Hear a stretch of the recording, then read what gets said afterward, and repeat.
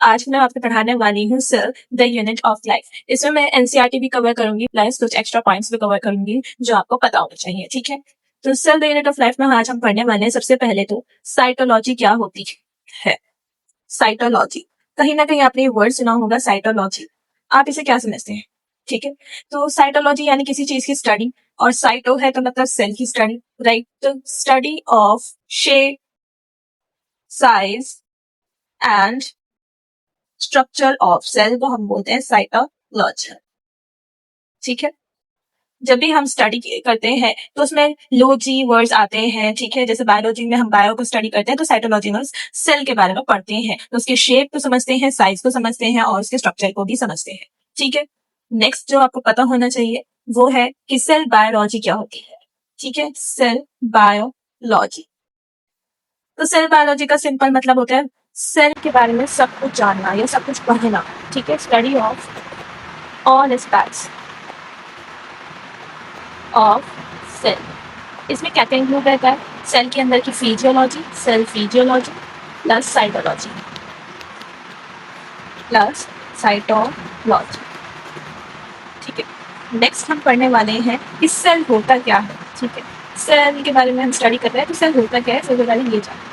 तो सेल क्या होती है, fundamental functional and structural unit of living beings. यही पढ़ते आ रहे हैं हम छोटे से कि सेल क्या होता है, fundamental and functional unit of life, ठीक है।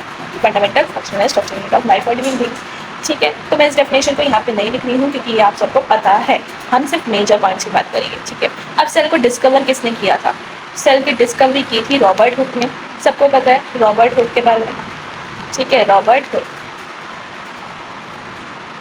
ओके। तो रॉबर्ट हुक ने क्या किया था, ईयर कौन सा था, ईयर था 1665। सब याद रखेंगे इस ईयर को 1665, क्योंकि आजकल जो नीट है वो ऐसे क्वेश्चन पूछने लगा है, ईयर बेस्ड क्वेश्चन पूछने लगा है, तो नीट पॉइंट ऑफ व्यू से ये मैं कहूँगी कि इम्पॉर्टेंट है, ठीक है। नेक्स्ट ईयर की बात हो गई, फिर हम आते हैं कि बुक कौन सी थी जिसमें सेल के बारे में उन्होंने बताया था, माइक्रोग्राफिया बुक थी, माइक्रोग्राफिया, ठीक है। माइक्रोग्राफिया की बुक थी, ठीक है। कॉर्क कौन सा, कॉर्क क्या था, कॉर्क क्वर्कस सुबर, क्वर्कस सुबर कॉर्क था। ये ज़्यादा इंपॉर्टेंट नहीं है, इसको आप स्किप भी कर सकते हैं, ठीक है। सेल कैसा था, लिविंग था कि डेड था, सबको पता है कि सेल कैसा था, dead. Cell was dead, cell was dead, ठीक है। शेप कैसी थी उसकी, बीहाइव लाइक, जैसे होता है ना हनी बी का छत्ता, ठीक है, मधुमक्खी का छत्ता, तो उसके जैसे उसकी शेप थी, शेप बीहाइव लाइक, ठीक है। और ये इंपॉर्टेंट लाइन है कि रॉबर्ट हुक ने एक्चुअली क्या डिस्कवर किया था, Robert Hooke actually discovered cell wall. उन्होंने जो है सेल को नहीं किया था पूरा डिस्कवर, उन्होंने सेल वॉल को डिस्कवर किया था। ये बहुत इंपॉर्टेंट है, ये अभी तक तो नीट में नहीं पूछा है लेकिन पूछा जा सकता है, ठीक है। तो उन्होंने सेल वॉल को मेजरली डिस्कवर किया था। एक आपने याद रखना है और ईयर 1665 ये याद रखना है, और आप छोड़ सकते हो सेल वॉज डेड, एक याद रखना है कि सेल कैसा था, डेड था, ठीक है। नेक्स्ट हम बात करने वाले हैं कि सेल वॉल किसकी बनी हुई थी। तो सेल वॉल अगर मैं आपको बिहार का स्ट्रक्चर बना के दिखाऊँ तो कुछ ऐसा स्ट्रक्चर उसका होगा, राइट, ऐसा स्ट्रक्चर उसका होगा, थोड़ा सा ऐसा, ठीक है। और यहाँ पे न्यूक्लियस हो गई, तो ये सेल वॉल थी, दिस इज सेल वॉल। और ये सेल वॉल किसकी बनी हुई थी, सुब्रिन। सुब्रिन क्या होता है, और ये इंपॉर्टेंट है नीट पॉइंट ऑफ व्यू से कि सुब्रिन क्या है, ठीक है। सुब्रिन क्या होता है, एक फैटी वैक्सी सब्सटेंस होता है, ठीक है, फैटी वैक्सी सब्सटेंस होता है, जिसमें से फ्रॉम विच, ये मेरा फॉर्म है, from which air water not passed, ठीक है। उसमें से एयर एंड वाटर पास नहीं होती, तो सेल वॉल के अंदर, सेल वॉल किससे बनी होती है, सुब्रिन से बनी होती है। सुब्रिन क्या होता है, fatty vaccine substance from which air water not pass, और ये आपका नीट पॉइंट ऑफ व्यू से हो जाता है इम्पॉर्टेंट, ये आप याद रखें। नेक्स्ट हम पढ़ेंगे कि जो सबराइज सेल्स होती हैं वो कैसी होती हैं।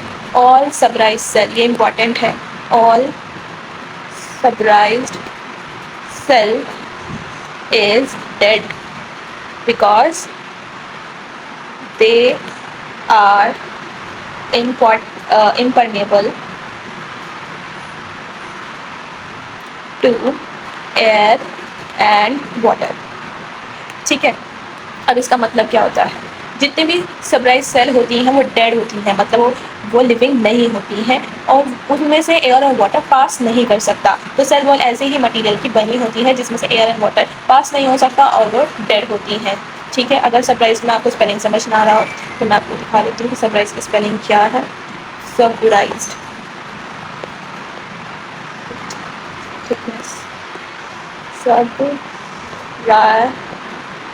ठीक है, ये आर है। ओके, नेक्स्ट सेल थ्योरी की बात कर लेते हैं हम कि हमें सेल थ्योरी किसने दी थी। Cell theory. अब हम मूव कर रहे हैं चैप्टर की तरफ, मेन चैप्टर की तरफ।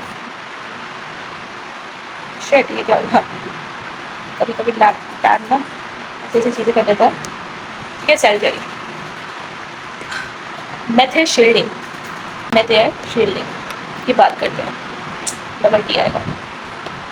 मेथड शील्डिंग, स्पेलिंग पे मत जाइए क्या, हमारा फोकस स्पेलिंग नहीं बल्कि नीट निकालना। ठीक है, इनकी थोड़ी बात कर लेते हैं इन्होंने क्या किया। ये बॉटनिस्ट थे, सबसे पहले तो मेन आपको याद रखना है कि ये बॉटनिस्ट थे। ठीक है, ईयर इनका था 1838 और ये जर्मन के रहने वाले थे। ठीक है, जर्मन के रहने वाले थे। अगेन जितने भी इंपॉर्टेंट डेट्स हैं वो आपको याद रखनी चाहिए, ये इंपॉर्टेंट है।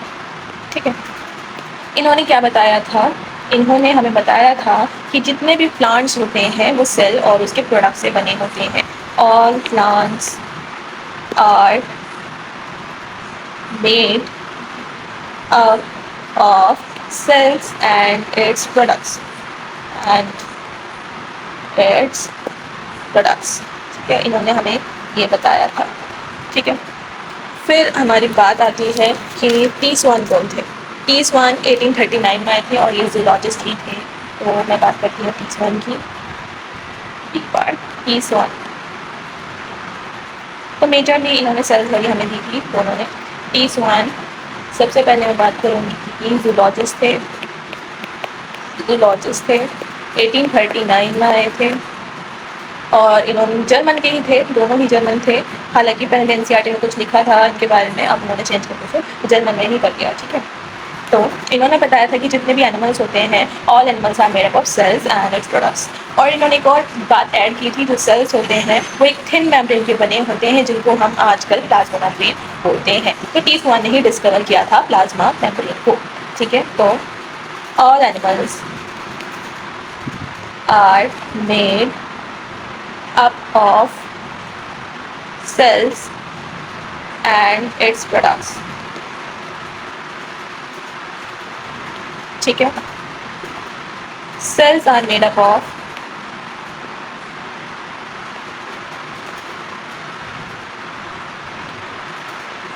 thin membrane, या मेड की जगह मैं यहाँ पे कवर लिखना चाहूँगी। cells are covered by, ठीक है, cells are covered by thin membrane। ठीक है, थिन मेम्ब्रेन, जिसको हम क्या बोलते हैं आजकल, प्लाज्मा मेम्ब्रेन। राइट। ठीक है, तो टी स्वान ने ही डिस्कवर किया था। T Schwann discovered plasma membrane. ठीक है, फिर on the basis of plant cell study उन्होंने बोला कि जो सेल वॉल होती है वो यूनिक फीचर है किसकी, प्लांट सेल की। टी स्वान ने ही बताया था ये। ठीक है, ऑन द बेसिस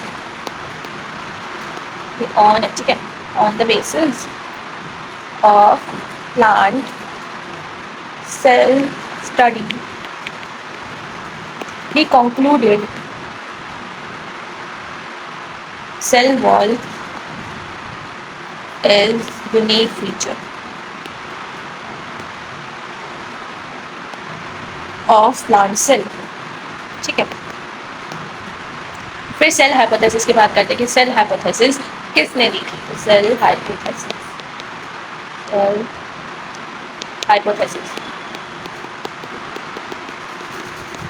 हाइपोथेसिस भी टी स्वान ने ही दी थी। ठीक है, all living beings are made up of cells and products. Is one.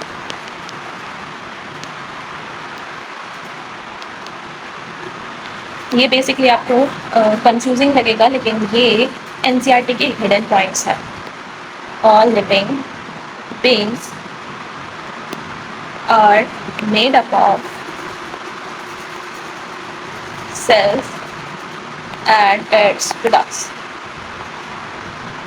ठीक है, सेल थ्योरी अब किसको नहीं बता पाई कि दूसरे साइंटिस्ट की हमें ज़रूरत है। अब टी स्वान थे हमारे में, थे शिवलिंग थे, अब उनकी भी कमी किसने पूरी की? रुडोल्फ विर्चो ने पूरी करी। लेकिन पहले हमें ये जानना होगा कि सेल थ्योरी किस में फेल हो गई। तो सेल थ्योरी हमारी फेल हो गई बताने में कि सेल का जन्म कैसे हुआ, ऑरिजिन ऑफ सेल कैसे हुआ। ठीक है, तो सेल थ्योरी के फेलियर से कहते हैं cell theory unable to explain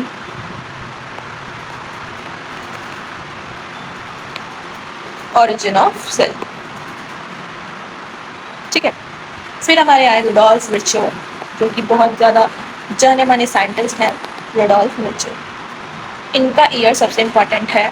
इनका ईयर है 1855, मोस्ट इम्पॉर्टेंट ईयर। ठीक है, ये 1000 बार क्वेश्चन पूछ चुकी हमारी नीट। ठीक है, एनटीए का फेवरेट क्वेश्चन बन चुका है ये, रुडोल्फ विर्चो 1855, राइट। ठीक है, तो इन्होंने हमें फाइनल शेप दी थी सेल थ्योरी की, के final shape to cell theory. ठीक है, इन्होंने हमें बताया ओमनिस सेलुला ई सेलुला, ओमनिस सेलुला यूला, ठीक है, ई सेलुला। अब इसका मतलब क्या है मैं आपको बताती हूँ। इसका मतलब है बेटा कि all cells develop from pre existing cells. ठीक है, जितने भी सेल्स डेवलप हुए हैं या जितने भी सेल का जन्म हुआ है वो उनके पुराने सेल से ही हुआ है, प्री एग्जिस्टिंग सेल से ही हुआ है। ठीक है, अब इसको हम सेल लीनिएज भी बोलते हैं। सेल लीनिएज भी इसका नाम पड़ चुका है, सेल लीनिएज। ये वर्ड याद रखेंगे, सेल लीनिएज। कि नया वर्ड है, एनसीईआरटी में नहीं लिखा है, लेकिन आपको पता होना चाहिए क्योंकि एनसीईआरटी जो है कॉम्प्लिकेट क्वेश्चन पूछने लगी है। अब हम मॉडर्न सेल थ्योरी की बात करते हैं कि मॉडर्न सेल थ्योरी है क्या। Cell theory, modern cell theory कहती है या सेल प्रिंसिपल कहता है कि जो सेल लीनिएज है, सेल लीनिएज यानी जो पुराने सेल्स हैं वो पुराने सेल जो हैं वो आगे जाके नए सेल्स को बनाते हैं, या फिर हम कह सकते हैं नए सेल पुराने सेल से बनते हैं। All cell develop from pre existing cell. तो सेल लीनिएज प्लस जो हमारी पुरानी सेल थ्योरी थी जिसमें टी स्वान थे और मैथ्यू शिल्डिंग ने अपना कॉन्ट्रीब्यूशन दिया था, उससे ही हमारी क्या बनी है, मॉडर्न सेल थ्योरी बनी है। इन दोनों के अगर हम प्रिंसिपल्स को मिला दिया जाए तो हम कहते हैं कि हमारी जो मॉडर्न सेल थ्योरी है वो बन चुकी, राइट। अब हम नेक्स्ट पार्ट में यूकैरियोटिक एंड प्रोकैरियोटिक में डिफरेंस समझेंगे, न्यूक्लियर ऑर्गेनाइजेशन देखेंगे और बाकी का चैप्टर देखेंगे। ठीक है, तो ये नोट्स हैं, आप स्क्रीनशॉट ले सकते हैं इनका। ठीक है, cell the unit of life.